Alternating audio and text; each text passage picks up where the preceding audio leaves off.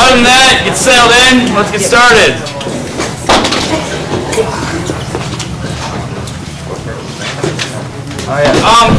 Also, if you would like to buy a book, they're $15 either here or on our online store for future reference. And if you're new to the live stream, we have these great chairs in the back. These are for the people who don't want to be on camera, so just an FYI. And before we get started, do we have any new people attending Racing for Recovery for the first time today? Welcome.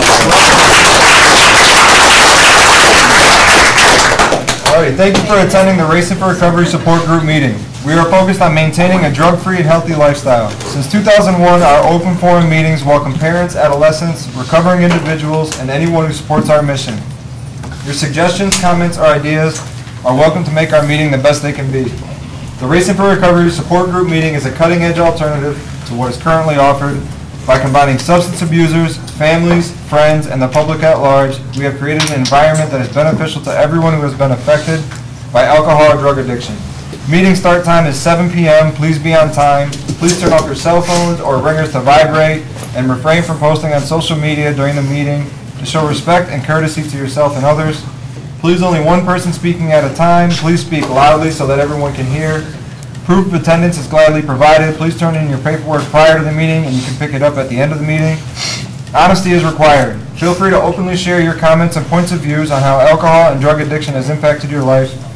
This meeting is open to people of all ages and welcomes diversity, so please refrain from using excessive foul language or language that discriminates against any race, gender, religion, ethnicity, sexual orientation, or disability to maintain an atmosphere of respect and dignity for all who are present.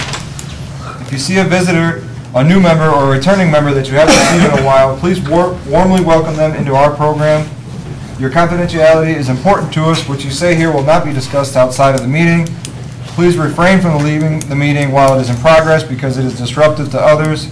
Smoking or vaping should be done away from all entrances out of respect for those who choose not to partake in that. Please do not smoke or vape by the doors, and please dispense of all garbage in a can, and do not litter on our premises. Thanks, Dustin. You're welcome. Who's got guidelines for living a lifestyle of recovery? I do. These are the guidelines for living a lifestyle of recovery. The lifestyle of recovery guidelines are intended to be utilized by recovering individuals, their families, and anyone else who is striving to avoid substance abuse and achieve sobriety. 1.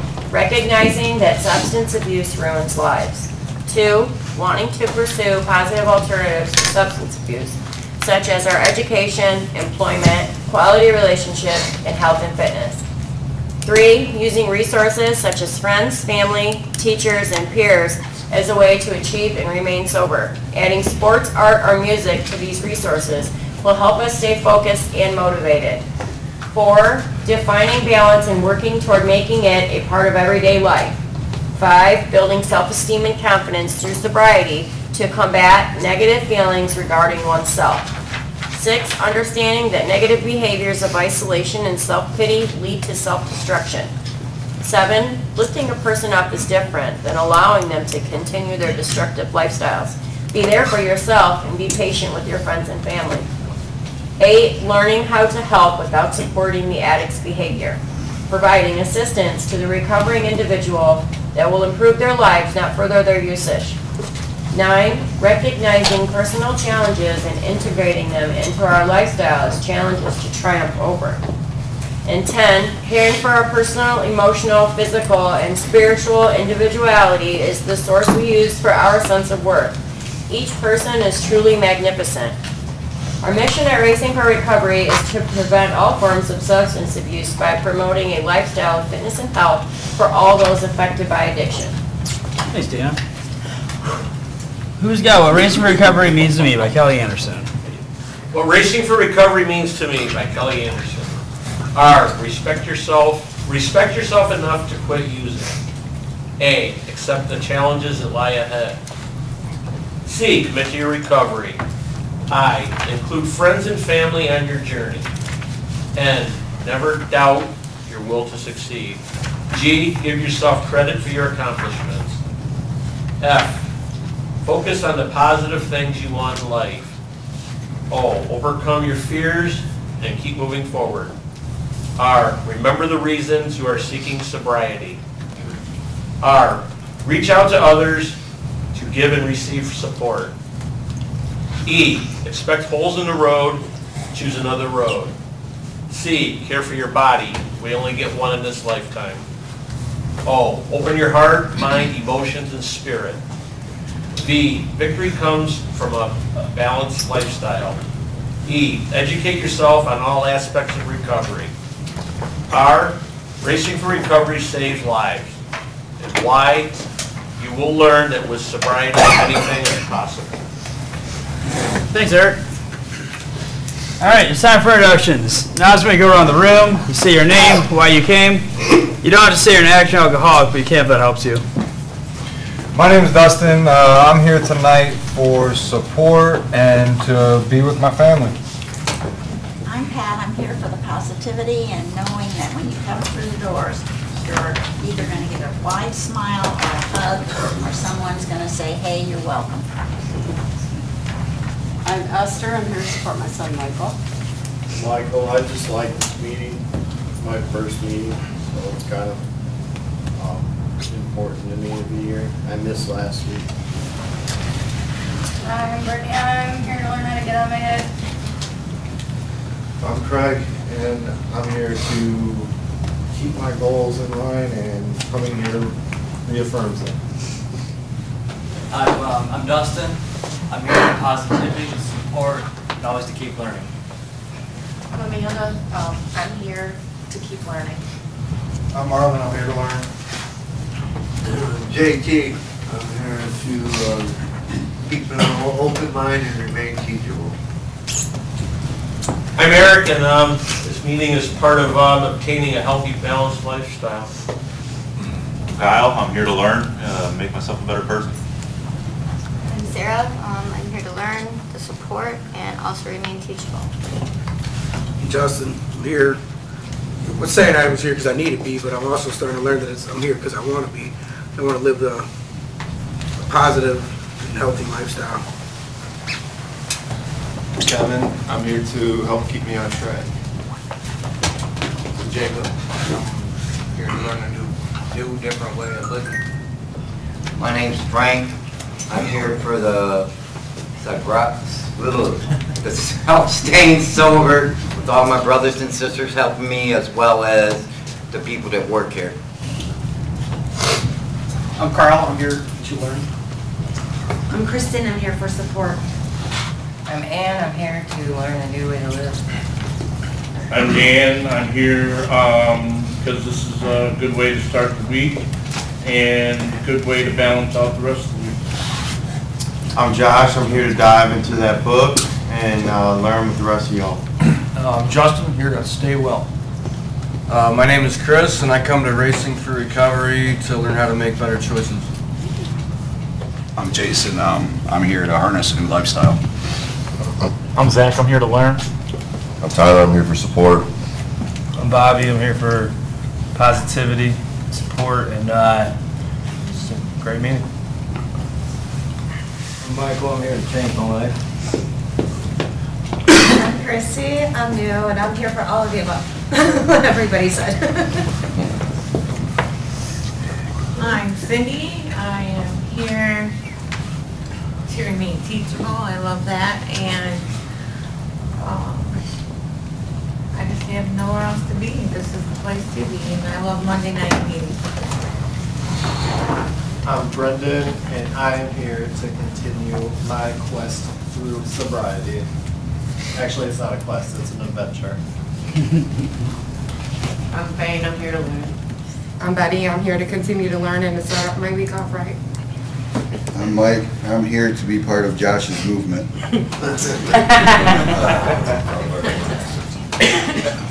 My name's Patrick, and I'm here because I want to be, and I need to be, and this is part of my routine. I'm Eric. I am here because it works, and there's a lot of good stuff in this book, Stephen. I'm Joe. I'm here today specifically to get back into my routine because I couldn't make it to any meeting last week due to work and family obligations. And I'm ready to learn something new out of this book. I'm Anthony. I'm here to learn something new tonight, and I guess I'm here because I'm into it and I like it. I'm Heather, and I come here to keep myself in control. Hi, Keith. Here to learn. Hi, I'm Eric. I'm here to learn. I'm Nate. I'm here I'm Rob. I'm here to learn. Oh, I'm here for knowledge. My name is John. I'm here for knowledge and support and to be responsible. My name's Andre. I'm here to stay focused, give support, and receive support. I'm Courtney, and I'm here for peer support and to keep holding myself accountable. I'm Adam. I'm trying to be the best person I can be, and this place helps me to do that. I'm Craig Sarin, and I'm here to solidify self-control, and because there's a lot of good things in this book. That's all I'm here to listen. Hi, I'm Chris, and I am here because this place is freaking awesome. And I was thinking today that, like, I used to be really judgmental when I came in here and, like, met people, and I thought that certain people I wouldn't really like, and they turned out to be, like, some of my closest friends. And it's taught me to be, you know, I've always thought of myself as a very open-minded person, but I guess I feel open-mindeder now. Yes, I was an English teacher, too. That's pretty sad. But, yeah, no, I seriously feel like I could fit in and learn from every single person that I've met here. I'm Brittany, and I'm here because this is a good reminder of everything I have to be grateful for. I'm Tara, and I'm here to stay on the right path. And I'm Sarah. I'm here because I always feel something insightful and inspiring, be it from the book or my peers. And there's a lot of great stuff in this book. I'm Deb. I'm Tara's mom. Well, Sarah's too now. I'm here for them. I'm Brooks. Continue to come here because these meetings teach me and inspire me and just all around assist me in my recovery. I'm Rick. I'm here to because I can't get enough of a good thing, and I can always get it here, something positive.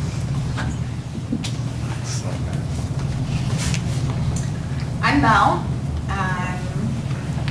I keep coming back to these meetings because they remind me of what I'm working for and to gain more self-esteem and self-confidence to make the right choices and stay accountable. And I'm Brian. I'm here to continue on having a good day. I'm Matt, and I come here to stay humble and to remind myself the things that I need to have gratitude for. Indiana, and this is where I come to get better. I'm Andy. I'm here to learn. My name's Chris. I come to racing for the positivity, my peers, and the good stuff in this book. My name's Nicole. I come here to learn and support Chris. I'm Shelby. I'm here to learn. Did I miss anybody?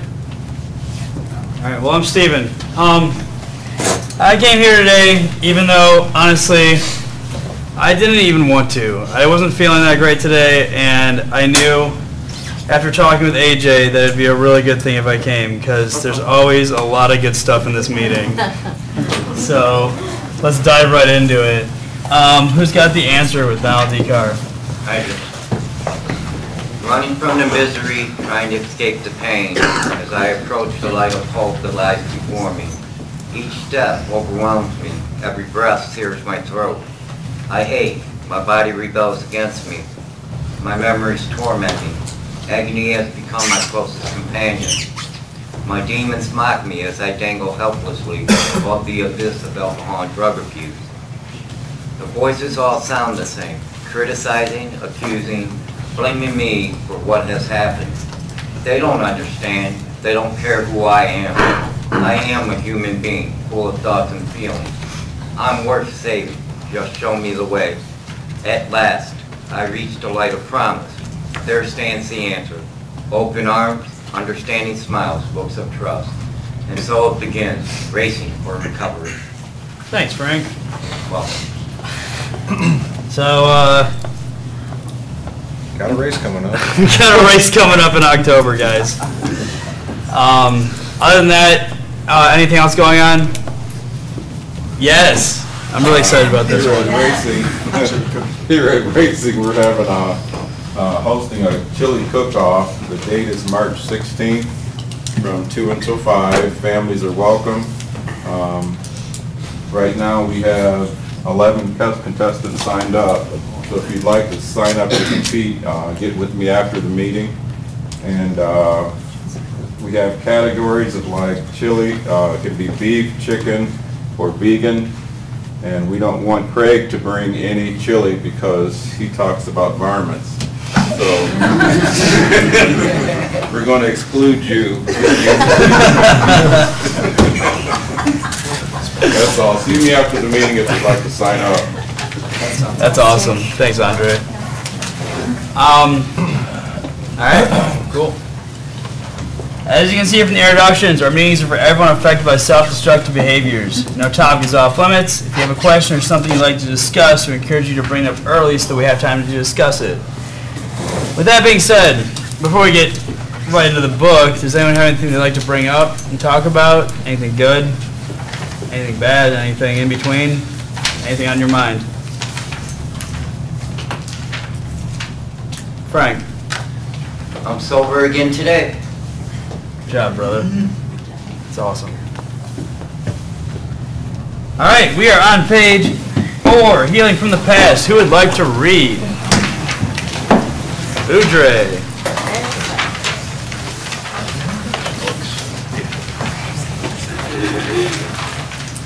Healing from the past. Real recovery isn't about treating the symptom of substance abuse. It's about healing the disease, the deep emotional hurts that cause people to use. I couldn't walk my own road to recovery until I faced the demons that drinking and drugs helped me avoid. The pain that caused me to choose to abuse was my mother's suicide. She was a child of damaged parents, and she killed herself because of her addiction. That history played a part in the person I am today, but it also sent me down a road toward my own death. My mom was a lot like me, outgoing, artistic, and normal, but then she started using drugs and got into heroin. Eventually she married my dad, but that didn't work out. She got involved with another guy, got pregnant by him, had no idea how to deal with it. This was the 1960s. One of her friends had died while having an illegal abortion. 2 days before she killed herself, my mom went to her mother-in-law and asked, "Do you think Todd will be okay if something happens to me?" Then she went to one of her heroin dealers and asked how she could kill herself. "Drive yourself into the cement abutment under a bridge," he said. Bang. "Mourners, please don't send flowers."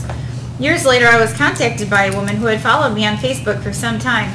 She told me that the heroin dealer that had told my mother how she should commit suicide had finally died. I didn't know how I should feel about that. I never knew the man, and what she was talking about had happened 40 years earlier. Then she told me that she had seen me when I was a teenager walking down the streets of my hometown, stinking drunk. She said that she had tried to talk to me, but all I would say were things like, "That whore, she killed herself." Facing up to the facing up to that pain, accepting it, and adopting a new way of living that helped me begin to heal from it were the things that let me get sober. It wasn't anybody's 12 steps. I'm not cured. You're never truly cured of addiction, and you can't think of it like that. The idea is to heal so that you're not hurting yourself on a daily basis. But even when you heal, you're never completely free. If you quit for any reason other than your own healing, you're going to fail. I had a client who had quit drinking for a year. One day, he called me and told me he had a warrant out for his arrest because he had made a terrible decision. He'd gotten drunk and threatened to shoot his wife. He told me that his mistake had been quitting to please everyone else, and that doesn't work. If you don't address the reasons why you drink, recovery is impossible. You might quit for a year or 5 years, but it will be a hell of fear and doubt, because in every room, your addiction will be crouched in the shadows, waiting to ambush you. Thanks, Mel. What's up? I just want to point something out that it's in the second sentence of the very first paragraph. It says it's about healing the disease, and I just don't really agree with that because I don't think it's a disease. I think it's a choice. Which brings me to my second point, in the second paragraph, where he says the pain that caused me to choose to abuse, which I connect with more because I feel like that's him saying it's more of a choice than a disease. Yeah, I completely agree with you, man. I do. I think, but to further back up, I think it was talking about that last week we got to the choice and disease thing, the genetics conversation. I think it was referencing that from previously to like get you to remember what you're talking about, and then he did the choose to abuse thing to reiterate his point that it's a choice. Right. So, I mean, I haven't had a talk with him about like that sentence in particular, but I think that's what he was getting at. But I agree with you completely, man. Does anyone else have anything? What's up? Well, it's like, Michael and I always talk about stuff like this, but it's like when we chose our drug of choice or alcohol or whatever our addiction was, that we gave everything away. Like we gave our kids away, we gave our money away, we gave away that situation. Just like I like in the second paragraph on 5 where it says that he began to heal from it were the things that let me get sober. So it's just like I gave away things in my addiction, but by healing from those, then it lets me get my, like that sobriety. It lets me heal. It lets me have the choice, like, so. Yeah. Cool. Thank you. Yeah, what's up? I was gonna say how the drug dealer basically told his mom how to take her own life. There are people like that, man. They really don't give a shit about you. Especially the ones that are selling you drugs. If you don't learn to surround yourself with the right people and seek out advice from those types of people, you are going to be in for a long, hard road. You need help, and you got to surround yourself with like givers and not takers. And this is the place to be, man, because you will meet people that you need to. Doing it live is all good, but like get your butt down here, and make some friends and get rid of those old ones because all they're going to do is bring you down. Frank. A few different spots that I noticed that I liked, well, what you said about the beginning, but I changed it a little bit. It's about healing the deep emotional hurts that cause people to use. Then to answer that, it's like on the other page, facing up to the pain, facing up to that pain, accepting, adopting a new way of living. Then I skip down the idea to heal so that you're not hurting yourself on a daily basis, but even when you heal, you're never completely free. If you quit for any other reason than your own healing, you're going to fail. And if you don't address the reasons why you drink, recovery is impossible.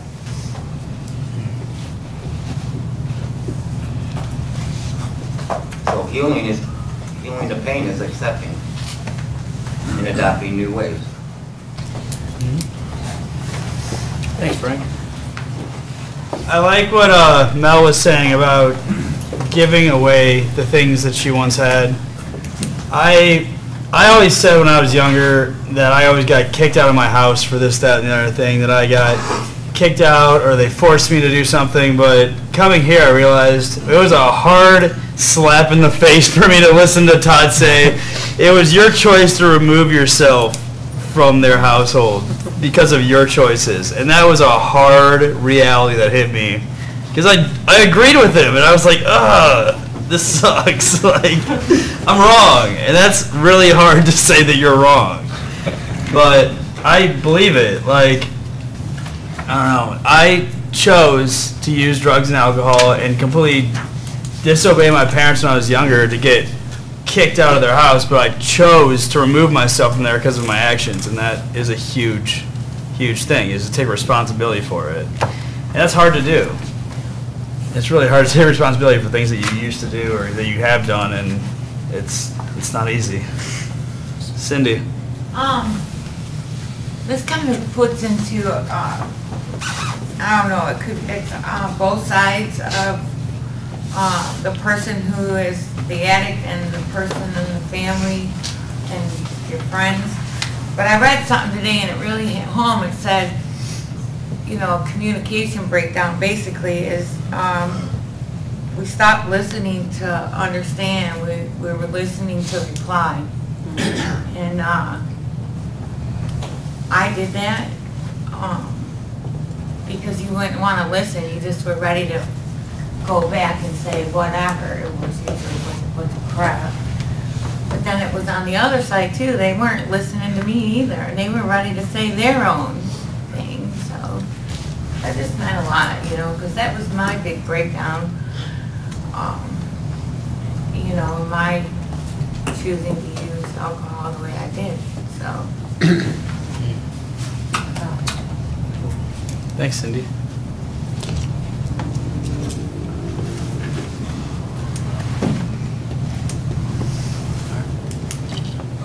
I'll say something. I think I like the part in here where he's talking about, it says, he told me that my mistake had been quitting to please everyone else. I know before this, my last time getting sober, that was the mistake that I made, you know, was trying to do it to please a family member or, you know, because of a multitude of different reasons. And reality was like, you know, doing it for anybody else, whether it's a probation officer or a judge or, you know, like even for my son, you know, like I wasn't, those are all, for me, wasn't enough until I was able to, you know, put the pride aside and get real honest with myself and know that I didn't want to live that way anymore and make that choice for myself. Was I able to do this? And, you know, which it took a while for me to even get that, you know, because you know, all the times I failed before it was because I wasn't doing it for myself, you know. And then I liked what you were saying, and then like kind of like what Mel was saying about, you know, I used to play a victim in it for a long time, was like, oh man, so and so took this from me, or they stopped talking to me, and like you know, but reality was like I gave all that stuff away, whether it was materialistic things that I sold or got taken from me, or relationships, or freedom, my freedom, you know, like those are all things that nobody took from me. I willingly gave them away by my choices and the actions that I was making at that time, you know. And since I've been sober, I was able to get those things back slowly but surely with the consistent sobriety that I've sustained this time, relationships and you know, all that stuff comes back. The materialistic things just fall into place. Those aren't things that I strive for this time. You know, those things just kind of come. But like the relationships was a big thing for me, you know, with my family and like friends that I, you know, lied to and manipulated, and I don't know, those things, they came back. But I like that you give it away, or you know, and not so much play the victim anymore and take responsibility for your actions, and whether that's good or bad. Thanks, Dustin. Andre. I was reading that paragraph that Frank had referenced to, and I'm talking the last two sentences. The idea is to heal so that you're not hurting yourself on a daily basis. I didn't realize I was hurting myself when I was in my full-blown alcoholic addiction. It was easier to deceive everybody around me so that to make myself look good all the time, which again probably caused me to drink more, you know, because I try to remember and keep up, you know, the lies at work saying that you're not stealing, but if you call in for work on a hangover, you go to work hungover, you're stealing from that company. The other thing is, but even when you're healed, you're never completely free. And when you ask people why, you know, they come to this meeting, me personally, I know I'll never be completely free of it. So I come here as a constant reminder to hear some of the war stories, because I'm really thick-headed and the communication just doesn't happen overnight. So I'm here just to listen and learn and give support, receive support, and just be a part of something and try, like I said at the top, adopting to a new way of living that helped me begin and heal from all that stuff, whatever, but let me get sober. Well, you can get sober. I got sober 5, 6 times, but I always went back. I'm trying to do something different this time. That's all. Thanks, Andre. Yeah. I really like a couple of the sentences in this. I said, I couldn't walk my own road to recovery until I faced the demons that drinking and drugs helped me to avoid. And then it goes a little bit over on the next page. Facing up to that pain, accepting it, and adopting a new way of living that helped me begin to heal from it were the things that let me get sober. Now, it's, I definitely acknowledge that I had trauma at a young age. And I just really didn't understand how to deal with it. And as I would just try to numb. I would drink and use drugs. I just didn't want to feel any feelings at all. But it got to a point where it's like it just didn't work anymore. It didn't numb. It didn't take it away anymore. So facing up to that pain, accepting it, and adopting a new way of living. I mean, that's scary. That's a lot.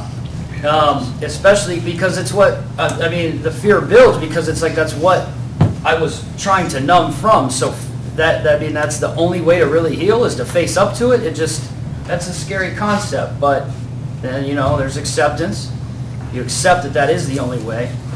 And then you can adopt a new way of living. So it's like, it's pretty, not as scary once it gets moving a little bit. It was the initial fear of facing real trauma and addressing it and accepting it. It was just really hard to begin to accept it. It was just fearful for me. But I'm glad that I have been able to work on that. Yep. Thanks, Matt. Yeah. I'm just going to kind of piggyback off what Andre said about when he said, like, even when you heal, you're never completely free. It's just like how he said that, you know, coming to the meetings and listening and learning as much as you can to consistently stay sober. Like, I really relate with that. But if you've ever listened to AJ talk, he always says that he will never have beat his addiction until he's laying in his deathbed with living the life that he knew he could live with no regrets. And that's something that really keeps me humble because that's something that I want to, you know? Bringing a great AJ quote in here. I like it. Thanks, man. I'm going to piggyback off Adam a little bit. I used to, when I was first getting sober and talking to Todd, I don't know how I even remember this because I was out of my mind, but I remember I'd tell him, like, I just need to face these demons. They're killing me on the inside, these awful things that I've been numbing for so long. And I can't remember exactly what those were right now, but I had this idea of these demons of this trauma and the pain that I've been covering ever so long that I just couldn't come to terms with the fact that I had to face it. And it was very frightening, and it was very scary, and it's something that I wasn't used to doing because for so long I just numbed it all away, and I just hid from it. Just kind of like when you're a kid and you're put the covers over your head and you just hide there for a little while. That was me, but with drugs and alcohol. And it was like, all right, this blanket's cool, but it's getting kind of smelly in here, and I need to shower a little bit, and it's just a lot of stuff I have to do. So once I decided to like start taking care of myself and nurturing myself, and I learned how to heal and face the real world out there without these buffers, I guess you can call them. And I honestly wouldn't be able to do that without the help of Todd and support groups. And being in a room like this, or talking to Todd one-on-one, or anyone that helps you, any counselor that helps you. It doesn't have to be him. It doesn't have to be anyone in particular. As long as you find some peace, it'll be sweet. Mel. I don't know why I can't shut up about this, but I guess maybe because I've been on the Rob Grateful train for a while, and maybe just the light bulb went off when I read that. Like, I almost stopped reading because I was like trying to absorb it all when I was like actually reading it. But that I have the opportunity to let myself heal, and just like Adam said, I have the opportunity to let myself heal and not hold myself hostage, and to let me be sober. Like, I get the opportunity to let me be sober. Like, I think it says in one of our guidelines, you know, to stop the addict's behavior and not further their usage. My biggest obstacle, I have to get out of my own effing way, because I'm going to mess this up for me. And so it's like, when Deanna was reading that, even going back to the beginning of the meeting, when she said to stop the addict's, you know, usage, I have to stop my usage. Like, I have to get out of my own way. And for some reason, I can't get off of that situation of like, I'm not dead. You know, the last time I made a choice, it was awful. I should be dead, but I'm not. And as long as I am responsible and accountable, and I can accept it, like he was saying, face up to it, just like we were talking, I gave those things away. I have the opportunity to let myself heal and to let myself be sober. But I have to believe that I'm good enough for that, or else I will always be in my own way, and I will further my own usage if I don't believe that. And I guess just from IOP today, and maybe just reading that, it's like the light bulb is really just sinking in that I have that choice. You know, I don't know, well, probably because I'm 38 and I just still feel like a 5-year-old on the inside. But as far as like trying to be good enough and striving for perfection and trying to always be good enough, and that I'm just like, I can be grateful today that I have the chance to heal and face the demons, and that they don't have to be as scary in a fort with a fifth, or whatever you want to say, you know? Like, I have the opportunity to work on me today, and I don't know that I've ever given myself that chance before in my whole life. I don't know if that makes sense. It did. Michael? Well, I guess this is kind of a no-brainer, but I just wanted to put it in simpler terms, I guess. Like, I had to stop using for all these things to stop happening. Like, I used to sober up for a day or two and go, why does these things keep happening? It's because I kept using. But the things are never going to heal if you don't stop using. You know, and so it's kind of a vicious cycle. It's like, but if you just stop using, things will stop happening and you can start healing. But it's hard to start healing if things keep happening. You know, I did 30 years of things keep happening. And I mean, even after like my choice to give up my son, I was like, I'm never gonna use again. Yeah, man, I went on the worst 4 years of my entire life after that. Like, my addiction kicked in full force, and I added a whole buttload of trauma on top of trauma I was already dealing with. Thanks, Michael. Marlon? I don't totally agree with the "I'll never be free" statement.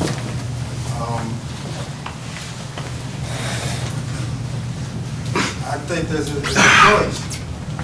I believe that for me, I choose when I'm free, and I don't want to be free. You can enslave someone's body, but you can't enslave their mind. So if I choose not to be enslaved by addiction, that's my choice. I think there is a certain powerlessness in that. I mean, you'll never be over addiction. I think there's people that have done it, and there's people that freed their mind in situations that you would never, that are unthinkable. I don't want to compare, I guess, but I mean, there's people that have been in concentration camps and stuff like that that chose to free their mind and free themselves from the situation that they're in. So, just if that's the case, it is a choice. Why can't I choose to be free?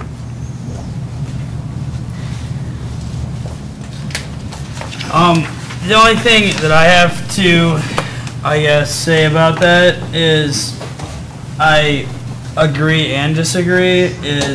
I agree with the being free part and having the choice to be free, but I think I disagree with the point that he's making is more so that your addiction will be crouched in shadows waiting to ambush you if you go back and make that choice. I think that's the point of it. I think that's the real reasoning behind this, is that he's not saying, oh, you've been sober for X, Y, and Z, now you can go back to drinking or drugging because you're not an addict anymore. Well, at the end of the day, if you picked up a drink or you picked up a drug again, you'd probably go right back into it. I think that's the point of it. Not that we're restrained, because it is a choice, and that's empowering. But I think it's the fact that we can't go back to that even if things are good, because we're just going to go right back into the depths of our addiction. I think that's the point, if that made any sense. I think that's the point that I think he was getting at, in my opinion. Did someone have their hand up? Yes. And then Brendan next. I was just thinking about what Michael was just talking about, and that I was actually thinking that there was this earlier. You know, and some of the work that I'm doing now is like really helping me remember a lot of the stuff that I went through. You know, that put me in the mindset.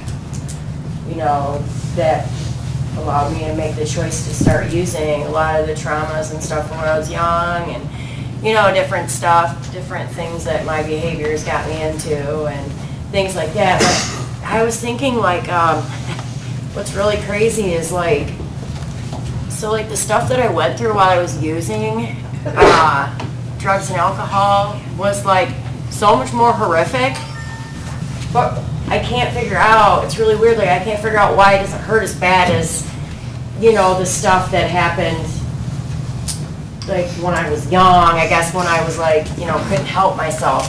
And I don't know if it's because like I put myself through that, so to speak, you know, but it was like when I was using, like I was on death's door. Like I escaped death so many times, and I don't even sit around and try to figure out why anymore, you know, because it's like I can't figure it out, you know.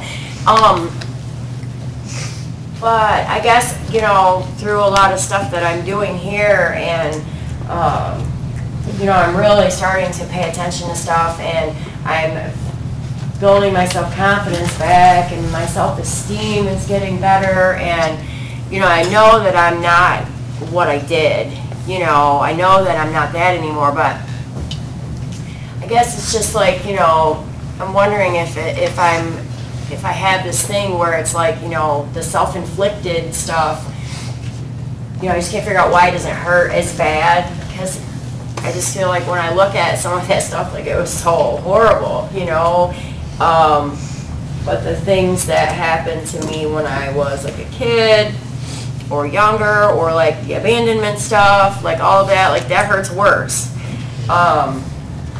Yeah, so I don't know if anybody else like struggles with stuff like that, but I'd be curious to know. Brendan?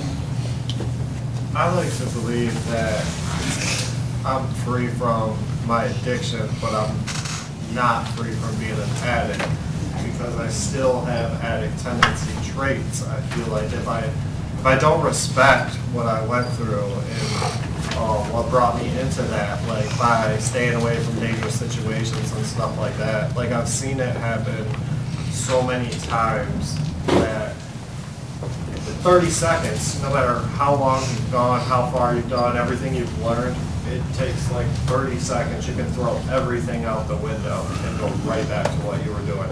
It could be the most extravagant set of circumstances that hit you all at the same time in rapid succession. So I feel that it's always going to be there like a demon in the corner. But the benefit I have now is like I respect it. I know it's there. I'm going to avoid it at all costs. I'm going to walk my other way around the wall when I know that it's there. You know, I'm going to do everything in my power to keep that in the corner where it belongs.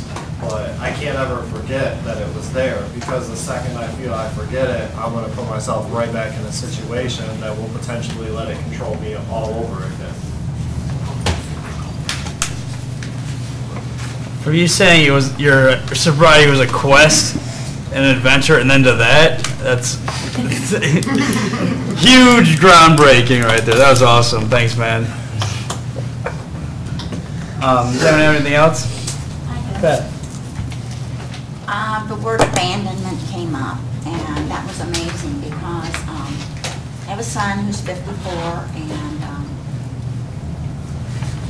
he and my husband were together, and my husband decided that he was going to leave us for someone else. So my son heard us arguing, etc., and I told him to leave.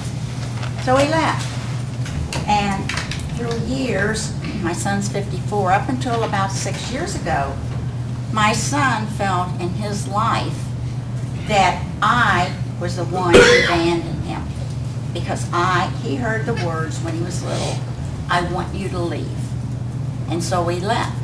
So his feelings of abandonment and trying to feel whole again, even though I was doing all these things for him, you know, the alcohol, the drugs, the porn, just everything. And it wasn't until about maybe 5 or 6 years ago that he finally realized through these courses that you go through on a weekly basis for months and months and months, and you play act, etc. And there was always this feeling that he had that I was there and I gave him and I was always there, but I really didn't love him because I abandoned by telling my husband to leave. And it wasn't until about 6 years ago that that came forward, that he realized through all those years, like 40-some years, that he wasn't abandoned by me. He was abandoned by my husband. And to this day, everything went fine. So he tried to build up and bring his father back because he thought he was so important. But with me, he treated me with respect, but there was always that feeling. You know, he just didn't feel like he could truly say, well, he'd say, "I love you," but I read in a thing that he had written that he never remembered me hugging him. He never remembered this or that. And it used to, I couldn't understand that until he was trying to cover all this up with the alcohol, the drugs, etc. And like I said, last week before his birthday, he called me and we had this big chat, and you know, he told me, he said, none of this was your fault. And but that's so difficult for a child because there had been things that happened to him. You know, I was right there. I had no idea that he was being abused by someone who was his father. And then when I told him to leave, not knowing this, that, you know, it was Mom, because he left. So you can go through years. He's 54, and I felt this my whole life, that, wow, what did I do? I didn't understand, and he didn't understand why I had my feelings. So your life can be switched around. I mean, you know, someone can say to you, get out of the house, and they leave, and you are there and the solid person, but you can also be the one that they think abandoned. And it's really difficult as a parent or a grandparent to realize after all those years that I kept on thinking, what did I do? What did I do? You know, how could he not say I love him, you know? And, but it's finally nice to finally hear, even though he had to go through hell for all those years, and I did. Now I know, and now he knows. So now our relationship is much stronger than it was. And for anyone in here who's an enabler, who's an addict, or whatever, it could take you to you're 54 years old. Because this happened to him, you know, when he was 6 years old, my husband left. That's a long, long time to go through that. And I went through the same thing. It may take a long time. You may go through hell, which you probably will. But it will come. And you just have, and he, you know, he goes to all these meetings, he goes to everything that you could think of, watches Racing for Recovery, and it can take years, you know. I never thought in my life that I would ever hear that. And he never in his life thought that he could say it to me and really mean it. So abandonment, even though we don't think someone's abandoned, like divorce, sometimes it's a great thing. Get out of the divorce, but we don't realize what the kids are going through because they don't understand. And it's not our fault, it's just something, and then those poor kids or whoever, whatever you are, they're so hurt that they need comforting, and no matter what you give them, it's not enough. So they go to the drugs, alcohol, or whatever. And, but it'll come around, you know.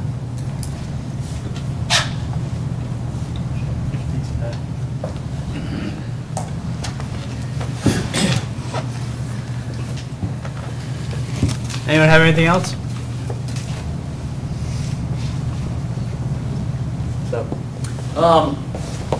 I just wanted to talk about until I faced the demons, and when I was looking at them while using, I was looking at these demons through like a lens of fear and doubt, and then it's as I started to kind of take that lens off, it was almost like a lot of these demons that I was fearing addressing for so long.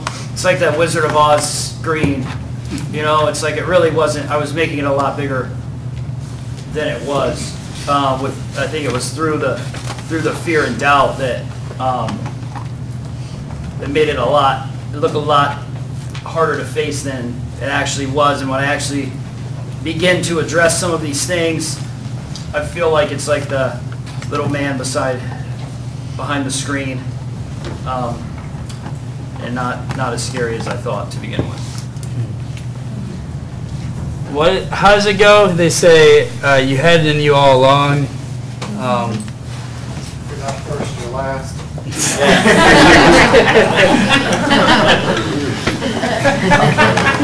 Yes.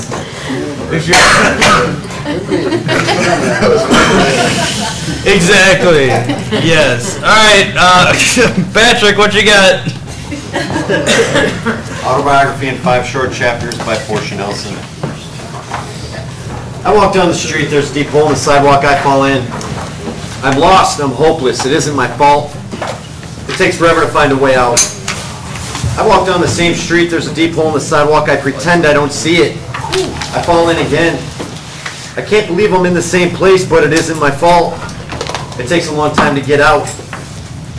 I walk down the same street, there's a deep hole in the sidewalk, I see it, it's there, I still fall in, it's a habit. My eyes are open. I know where I am, it is my fault. I get out immediately.